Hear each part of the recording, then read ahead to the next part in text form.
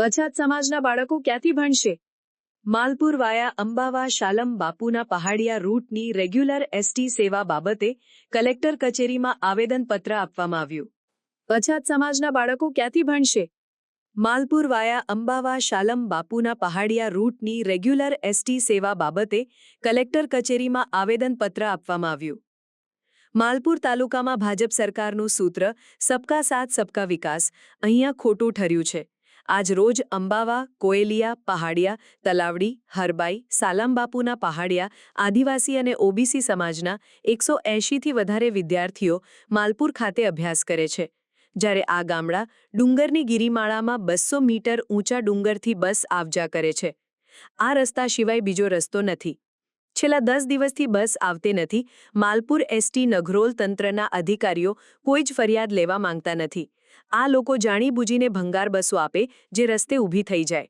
વારંવાર રજૂઆત કરવા છતાંય બસ ન ફાળવતા ગ્રામજનોએ આક્ષેપ કર્યો છે કે એસટીના અધિકારીઓ પોતાના વિસ્તારમાં રેગ્યુલર બસ આપે છે, જ્યારે પછાત સમાજના બાળકોને પછાત રાખવાનું એક જાતિવાદી ષડયંત્ર હોય તેવી વાલીઓને આક્ષેપ સાથે વિદ્યાર્થીઓને લઈને આજરોજ જિલ્લા કલેક્ટર કચેરી આવેદનપત્ર આપી ન્યાયની માંગ સાથે રજૂઆત કરી છે. અમારી બસ આવતી નથી. કેટલા સમયથી બસ નથી આવતી? 4 મહિનાથી. કઈ સ્કૂલમાં ભણો છો તમે? P G Mehta high school. P G Mehta હાઈસ્કૂલમાં. બસનો સમય કેટલો છે તમારો? 10:45. તો આવતી જ નથી બસ? ના. તો આજે તમે અહીં રજૂઆત કરવા માટે આવ્યા છો? હા. બોલો બેન, તમે? અમારી બસ નહીં આવતી એટલે અમે બસની રજૂઆત કરવા માટે આવ્યા છીએ. અમારી બસ ચાલુ કરાવવાની છે. સાહેબ, વારંવાર રજૂઆત કરવા છતાંય પણ આ તંત્ર ઘોર અપમાન અમારાથી કરી રહ્યું છે. સાહેબ, વારે ઘડીએ અમે રજૂઆત કરીએ છીએ કે બસ અમને આ છોકરાને વારે ઘડી તકલીફ પડે છે અને અમે રજૂઆત કરીએ છીએ કે બસ નિયમિત કરો. તો છતાંય સાહેબ કોઈના કોઈ બાના બનાવે છે અથવા તો કોઈ એવું કહે છે કે બસ નહીં જઈ શકતી. પણ સાહેબ 10 વ્હીલનું સાધન જઈ શકે છે, પણ આ લોકો એવું કહે છે કે બસ નહીં જઈ શકતી. એટલે આટલા મિનિમમ 3 થી 6 ગામોને તકલીફ પડે છે છોકરોને, બીજી સંખ્યાને પણ પ્લસ બીજા નંબરનું આમ જનતાને પણ તકલીફ પડે છે અને આ લોકો સાંભળવા તૈયાર નથી. તમારું નામ શું છે વડીલ? હું ત્યાં લક્ષ્મણભાઈ ઉદાભાઈ, પૂર્વ સરપંચ ગામ અંબાવા.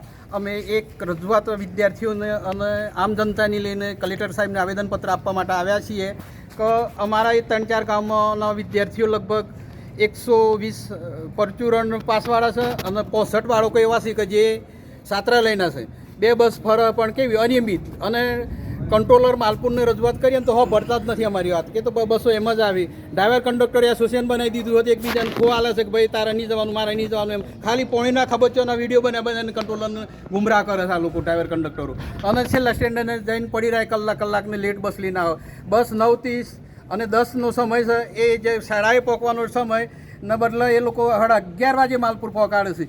તેઓ ડાયવર્ઝન ઉપર થઈને 50 ટનની હાઈવા કાલે નીકળ્યો. માલપુર કંટ્રોલરને વિડીયો પણ અમે મોકલ્યો છે, પણ એ વિડીયોનો અમલ પણ એને નથી કર્યો કે ભાઈ ખાતું છે કે ખોટું. શું માગણી છે તમારી? અત્યારે તો અમારે બસો રેગ્યુલર કરો. જે બસો નથી એ બાળકો માટે કાયમી પ્રશ્ન છે એના માટે. અને બસો કેવી હાલે છે? ડુંગરની ચડાઈ 200-250 મીટરની ચડાઈ ડુંગરથી ચડે છે, ઉતરે તો બસો ખખડધન જે બસો આપી છે ડેપો મેનેજરે. અને મને એ પણ દેખાય છે કે અમારા ટોટલ બાળકો બક્ષીપંચ અને આદિવાસી છે. અમે જોઈએ છે ડેપોમાં કંટ્રોલરને જઈને તો એ લોકો ઉજળિયાત લોકોને પહેલું પ્રાધાન્ય આપે છે અને અમને સાઈડ રાખે છે. બસો પડી હોય છે તો એ લોકોને પહેલાં મોકલવાની કોશિશ કરે છે.